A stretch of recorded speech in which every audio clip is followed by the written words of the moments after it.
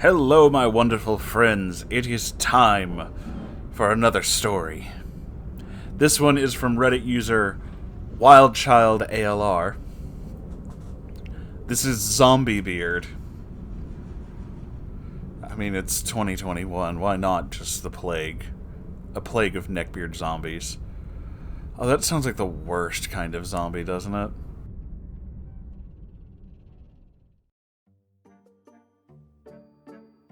Greetings and salutations, Moonhorse. Yes, well, hello to you too. I didn't know we were being fancy. I would have worn a tie. And congratulations to the Moonherd for making it through 2020 and the subsequent weeks of further insanity. It feels like it never ends. I've been a fan of your channel for about 6 months and feel the need to share my experience with a beard cell that, for the remainder of this post, shall henceforth be known as ZombieBeard. A little note, I'm sorry for any bad paragraph breaks. I'm on mobile. Now, it's been a few years since I was in contact with ZombieBeard. These interactions occurred between 2011 to 2014. I met ZB through the guy I was dating at the time. Due to the time lapse, here's an overview of this. Well, I called him a sexist, bigoted, racist, narcissistic asshole to his face on more than one occasion, so let's just go with that. I like you. Number 1. He was obsessed with Rob Zombie, hence the name. I just thought he was an actual zombie, but I like Rob Zombie. Hopefully this won't make me sad about that. When I say obsessed, I mean the guy wore only threadbare band t-shirts. His walls were covered in album art and movie posters, and his apartment was very small. He knew every lyric to every song, every album, and every line from every movie. At the time, Rob Zombie's wife had a clothing line that was advertising the release of $200 shoes that he desperately wanted and was trying to talk various people into getting for him. Number 2. He lived off of Social Security/disability because he, quote, had crippling anxiety that made it impossible for him to be around others for extended periods of time, unquote. And yet, he would make my ex drive him to the mall to wander around for hours on end.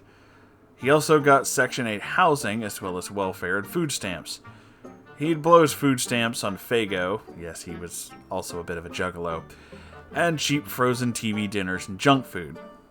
He'd pig out on his haul and then cry to his mother, who was also on Social Security/disability, about how he was hungry and if she didn't give him some of her groceries, he would tell Grandma and she was being so mean to him, and Grandmother would shame his mother into giving him food. By the way, he's 30 at this point. Real classy. Number 3. He was addicted to porn. Oh, here we go. He could name off not only a porn star's industry names, but their actual names as well. He'd bring it up in casual conversation like he was discussing the latest Marvel movie. It'd start with talking about directors, lighting, soundtrack, but it would always turn into, X has such great sets, and quickly degrade into disgusting remarks about the women. But he'd always play it off saying, these actresses deserve as much notoriety as mainstream ones. It's a shame how they get looked down on because of the nature of the film. I mean, yeah, they are working actresses, but this isn't usually the kind of thing you just bring up in the middle of a conversation. It's a little weird. Number 4. He was a racist bigot. His one and only girlfriend cheated on him with a black guy, and according to my ex, it dialed up the racism in this guy from a 5 to a 9. One night, my ex and ZB were out with mutual female friend we'll call Emily. Emily was talking to a random guy at the bar and enjoying the conversation when ZB came up to her and dragged her off the bar stool and tried to take her back to the table that they were at. Emily shook him loose and demanded to know what his problem was. ZB replied that he, quote, wasn't going to lose another girlfriend to no...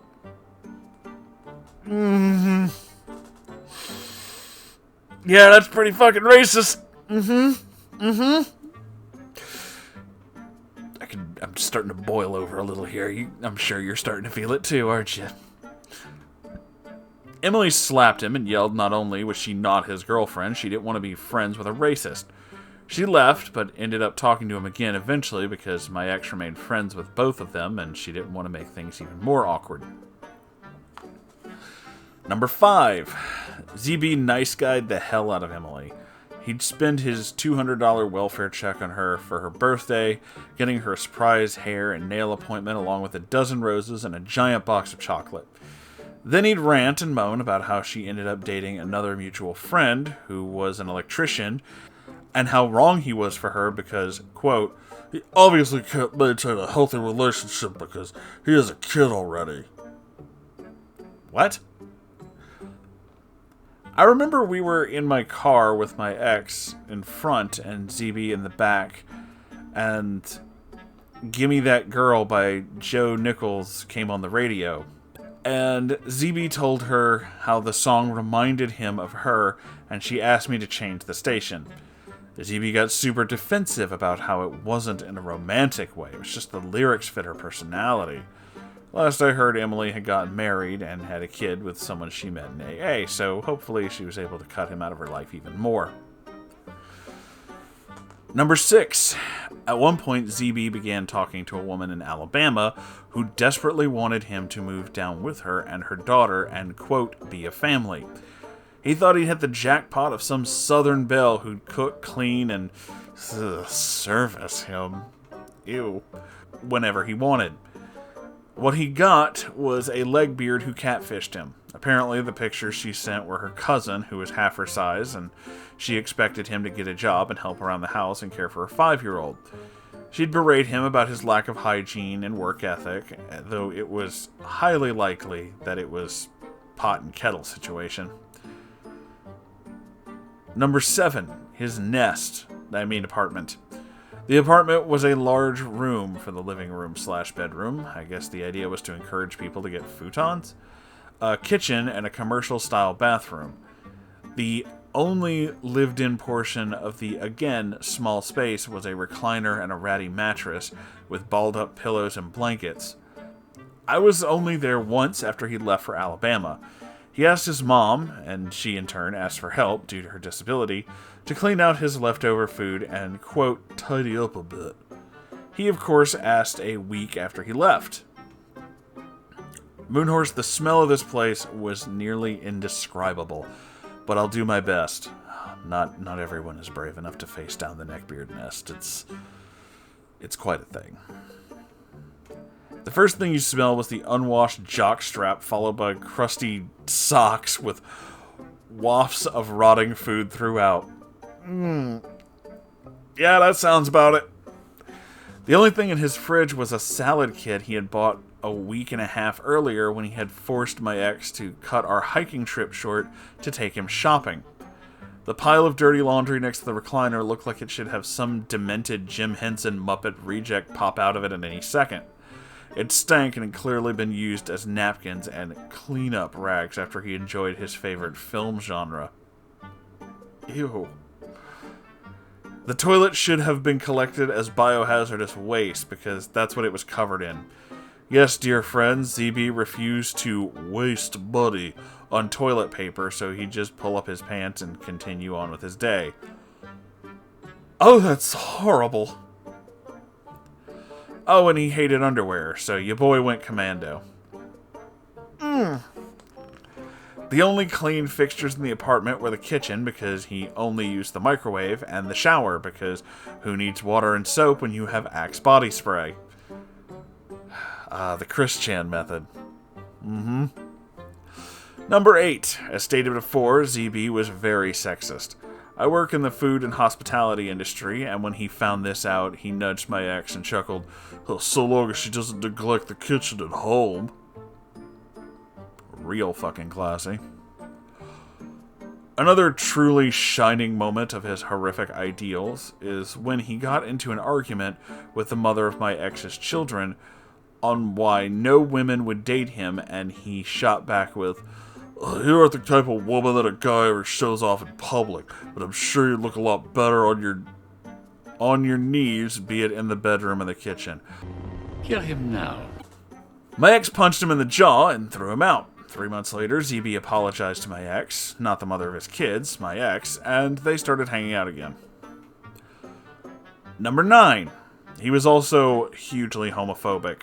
His dad came out when ZB was in middle school and divorced his mom. ZB got teased mercilessly, and instead of channeling his anger at his bullies, he directed it towards gay men.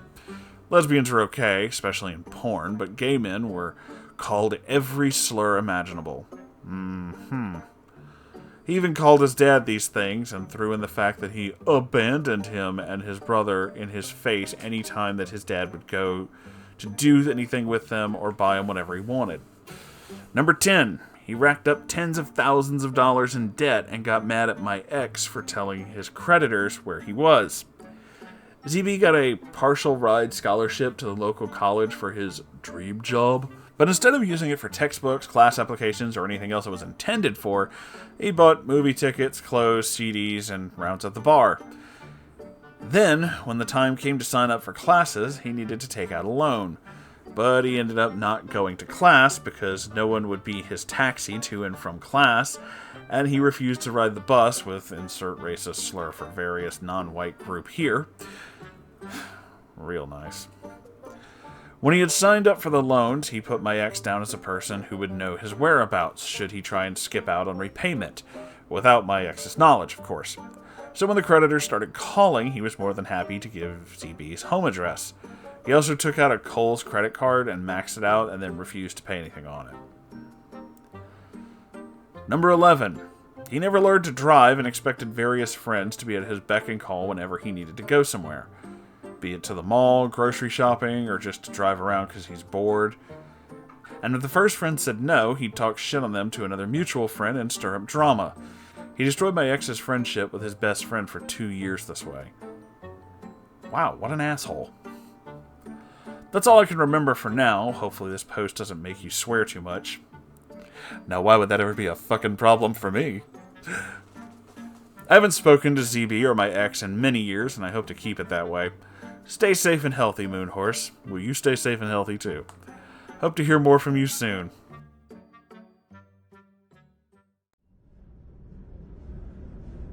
I'm not gonna lie, this guy sounds like people that I know, like, from around here, because I live in a really fucking awful little part of Louisiana. Like, seriously, don't come here. It sucks. But wow. Yeah, no, I remember some of the Neckbeards and people I knew many years ago were like that. I mean, exactly like that.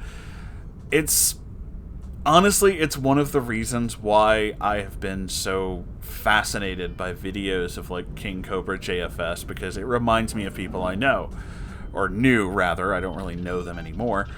But, you know, the kind of people who this is their life, and they're going to do things their way, despite the fact that it's completely ridiculous and doesn't work in any way whatsoever. The kind of people who will either have just the bare minimum of a job, or just no job at all, and demand that everyone else do things for them. The kind of people who just have no idea what personal responsibility means, and are somehow, you know, filled with these really stupid and unbelievable notions. I believe I mentioned this before in another story, but I had a Neckbeard friend who was also, like, really outlandishly, like, neo-Nazi, which honestly was kind of ironic because he would go on these tirades about how, you know, the Jews are bad, and he's literally never met a Jewish person in his life. So, of course, he gets mad at me because I raised the question, how the hell would you even know? It's all just stupid conjecture he heard from somewhere else, which is, of course, being written by an idiot. Because why would you ever fact-check things when you could just blindly accept something and be angry about it? And that's a lot of that kind of mentality, too. There's a lot of, like, just not wanting to do anything. Just, this is the way I'm going to live my life, and that's the bottom line. And a lot of times it does lead to huge conflicts and really horrible situations like ZB here. A lot of times, I have to say, going to, like, the neckbeardness part is usually a sign of some kind of depression, but it's not always. This guy definitely seems like he has a plethora of problems, but I don't know about the rest of it. I'm not really, you know, a qualified person to go into detail about that kind of stuff anyway, so. But oh, thank you so very much, Wild Child ALR, for sharing this with us, because my god, that was a fucking train wreck. I have no words for the amount of strange shit we just heard about this dude, but if you would like to send me your own story, so I can read your story like this, which is a possibility, you can do that by sending it to r/Moonhorse Stories. I check it every day, so I'll see it. And if you'd like to make sure that the lights stay on in here, first off, do the YouTube thing with the like, comment, subscribe. I think that does something. I don't know, man. I just work here. But more importantly, I have a Ko-Fi and a merch store, and those directly impact the channel way more than anything else. So, that helps out a lot more. Also, my Ko-Fi is now being filled with weird challenges that, you know, kind of directly will make things happen. The one right now is that I set a goal that if we meet this goal, there will be videos on the 6-pack of tactical soap that King Cobra JFS says is the most amazing thing ever. I have my doubts, but if you'd like to see me torture myself with horrible-smelling soap, that's an option. I also have other social medias. I was going to say what they were, and then I completely forgot. I'm a professional, can you tell? I'm so very good at this. You know, that's about it, actually. I don't know what else I was going to go on with, but here it is, the end of the video. Thanks for being here, everybody. I love you all so very much, and I'll see you in the next video. Goodbye!